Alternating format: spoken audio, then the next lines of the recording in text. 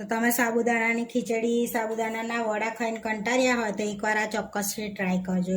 એકદમ ટેસ્ટી બનીને તૈયાર થાય છે. તો તમારું પેટ ભરાઈ જશે પણ તમારું મન નહીં ભરાય, એટલી ટેસ્ટી બને છે કઢી એન્ડ ખીચડી. તો આ કઢી બી જોરદાર બનીને તૈયાર થઈ છે. આપણે એકદમ ટેસ્ટી લાગશે.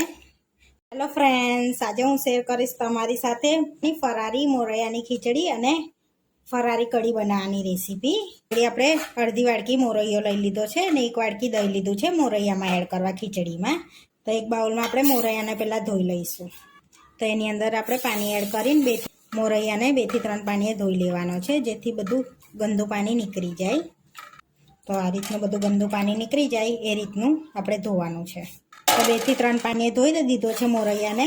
તો હવે થોડુંક પાણી એડ કરી દઈશું આપણે અને 10 થી 15 મિનિટ માટે રેસ્ટ આપીશું એને. તો વધારે સમય હોય તો વધારે રેસ્ટ આપવાનો એને મોરૈયાને, તો સરસ પલળે ને ખીચડી સરસ થાય. તો આપણો મોરૈયો પલળે છે ત્યાં સુધી આપણે કઢી બનાવી લઈશું ફરારી. તો અહીંયા આગળ એક મોટી વાડકી દહીં લઈ લઈશું આપણે. હવે એને વિસ્કરથી સરસ ફેટી લેવાનું છે આપણે. હવે દહીંની અંદર આપણે થોડુંક પાણી એડ કરીશું. થોડુંક ફેટી લેવાનું પહેલાં, પછી એડ કરવાનું પાણી અને ફરી ફેટી લઈશું એને સરસ. હવે આપણે એની અંદર ફરારી મીઠું એડ કરીશું. તો અપાસમાં ખાઈએ છીએ એટલે ફરારી એડ કરવાનું. તો અહીંયા સ્વાદ પ્રમાણે મીઠું લઈ લીધું છે. હવે 2 મોટી ચમચી સિંગોડાનો લોટ લઈ લઈશું આપણે. તમારી પાસે ના હોય તો તમે એની જગ્યા પર રાજગરાનો લોટ પણ એડ કરી શકો છો. હવે સરસ ફેટી લઈશું એને. અંદર ગાંઠા વગરનું બેટર તૈયાર થઈ ગયું છે આપણે કઢી માટેનું. તો આપણે કઢીને વઘારી લઈશું. પેનમાં 2 મોટી ચમચી ઘી લઈ લઈશું. તો તમે તેલમાં બી વઘારી શકો છો. આપણે ઘી લઈએ છીએ 2 મોટી ચમચી. હવે ઘીને ગરમ થવા દઈશું આપણે. તો અહીંયા ઘી ગરમ થઈ ગયું છે, થોડું જીરું એડ કરીશું આપણે. તો આપણું જીરું તતડે છે તો લીલા મરચાં એડ કરીશું. તો તીખાસ પ્રમાણે લીલા મરચાં એડ કરવાના છે અને 1 સૂકું લાલ મરચું એડ કરીશું અને થોડાક કઢી લીમડો એડ કરીશું. બધું શેકી લઈશું. તો આપણે લાલ મરચુંનો ઉપયોગ નહીં કરવાના, લીલાનો જ ઉપયોગ કરીશું. હવે બધું શેકાઈ ગયું છે. હવે છાશવાળું બેટર એડ કરી દઈશું આપણે અંદર. હવે આપણે મિક્સ કરી દઈશું અને સરસ એને ઉકળવા દઈશું કઢીને. તો અહીંયા આગળ આપણે કઢી ખાટી મીઠી બનાવવાની છે. તો 1 ટેબલ સ્પૂન જેટલી ખાંડ એડ કરીશું આપણે અને મિક્સ કરી લઈશું બધું આપણે. હવે થોડાક ધાણા એડ કરીશું આપણે 2 ચમચી જેવા અને મિક્સ કરીશું. તો આપણી કઢી બનીને રેડી થઈ ગઈ છે. સરસ ઉકળી ગઈ છે અને થીક પણ થઈ ગઈ છે. સરસ એવી આપણી ખાટી મીઠી કઢી બનીને રેડી થઈ ગઈ છે ફરારી. તો હવે આપણે ખીચડી બનાવી લઈશું મોરૈયાની. આ ખીચડીને બી આપણે કુકરમાં જ બનાવીશું એટલે સરસ 2 વિસલમાં રેડી થઈ જશે. તો 2 ટેબલ સ્પૂન આપણે ઘી લઈ લઈશું. તો આપણે ઘી ગરમ થઈ ગયું, થોડું જીરું એડ કરીશું. હવે જીરાને આપણે તતડવા દઈશું ત્યાં સુધી બીજા મસાલા. તો સિંગદાણા એડ કરીશું 1 ચમચી જેવા. અંદર આપણે 1 સૂકું લાલ મરચું એડ કરી દેવાનું છે અને કઢી લીમડો એડ કરીશું 4 થી 5 મિનિટ જેવા આ રીતના.